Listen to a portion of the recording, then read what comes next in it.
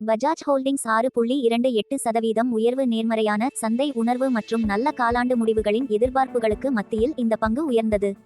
புதுப்பிக்கத்தக்க எரிசக்தி தேவை அதிகரித்து வருவதில் அதானி கிரீன் 5 விழுக்காடு. பேரணிஃப் பசுமை எரிசக்தி தீர்வுகளுக்கான தேவை அதிகரித்து வருவதற்கான அறிக்கைகளில் புதுப்பிக்கத்தக்க எரிசக்தி நிறுவனம் உயர்ந்தது.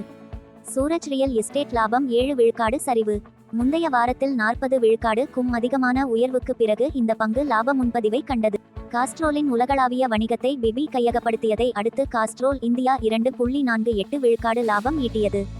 ஜி என்டர்டெயின்மெண்ட் 0.94 விழுக்காடு உயர்ந்ததுக்கு பரந்த சந்தை குறியீடுகள் நேர்மறையான பிரதேசத்தில் முடிவடைந்ததால் ஊடக நிறுவனம் மிதமான லாபம் ஈட்டியது.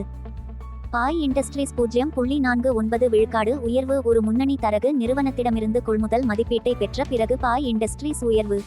பண்டிகை கால விற்பனையில் டிரெண்ட் லிமிடெட் 2.63% உயர்வு.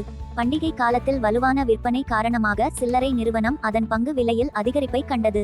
பஜாஜ் ஆட்டோ 1.25% லாபம். இரு சக்கர வாகன நிறுவனமான இந்த நிறுவனம் ஒரு புதிய மோட்டார் சைக்கிள் மாடலை அறிமுகப்படுத்துவதாக அறிவித்த பிறகு அதன் பங்கு உயர்வு கண்டது. ஐசிஐசிஐ லோம்பார்ட் 0.24% சரிவு. சில முதலீட்டாளர்களின் இலாப முன்பதிவு காரணமாக காப்பீட்டு நிறுவனம் மேல் நோக்கிய போக்கை குறைத்தது. வேதாந்தா லிமிடெட் பங்குகள் 1.11% உயர்வு. செம்பு மற்றும் பிற உலோகங்களின் விலை உயர்வால் சுரங்க மற்றும் உலோக நிறுவனம் பயனடைந்தது.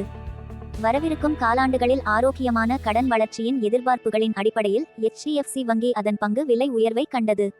எண்ணெய் மற்றும் எரிவாயு நிறுவனமான ரிலையன்ஸ் இண்டஸ்ட்ரீஸ் லிமிடெட் அதன் சுத்திகரிப்பு வணிகத்தில் விளிம்புகளை மேம்படுத்தியதன் மூலம் 1.02 விழுக்காடு உயர்ந்துள்ளது.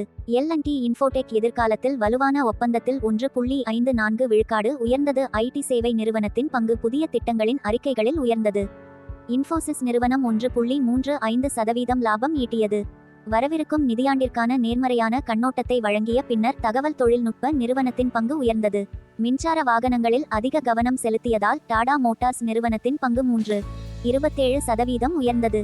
புதிய மருந்து வெளியீட்டில் சிப்லா லிமிடெட் 1.95 விழுக்காடு உயர்ந்தது. லாபகரமான சந்தைக்கு ஒரு புதிய மருந்தை அறிமுகப்படுத்திய பின்னர் மருந்து நிறுவனத்தின் பங்கு விலை அதிகரித்தது. இந்தியாவின் முன்னணி தொலை தொடர்பு நிறுவனமான பாரதி ஏர்டெல் நிறுவனத்தின் பங்குகள் 1.08% லாபத்தை எட்டியுள்ளன. சொத்துக்களின் தரத்தை உயர்த்தியதன் மூலம் ஆக்சிஸ் வங்கி 1.67% உயர்ந்துள்ளது. வங்கி நிறுவனத்தின் கடன் போர்ட்போலியோ தரத்தில் முன்னேற்றம் ஏற்பட்டதாக வெளியான தகவல்களால் அதன் பங்கு விலை வலுவடைந்தது. டைட்டன் நிறுவனத்தின் லாபம் 0.25% சரிவு. நகை சில்லறை விற்பனையாளரின் பங்கு முந்தைய வாரத்தில் ஒரு வலுவான ரலிக்கு பிறகு ஒரு சிறிய திருத்தத்தை கண்டது. டாக்டர் ரெடிஸ் லாப்ஸ் லிமிடெட் நேர்மறையான USFDA முன்னேற்றங்களில் 1.47 விழுக்காடு லாபம் ஈட்டியது. அதன் முக்கிய மருந்து பயன்பாடுகளில் ஒன்று குறித்து அமெரிக்க உணவு மற்றும் மருந்து நிர்வாகத்தின் நேர்மறையான செய்தியால் மருந்து நிறுவனத்தின் பங்கு உயர்ந்தது.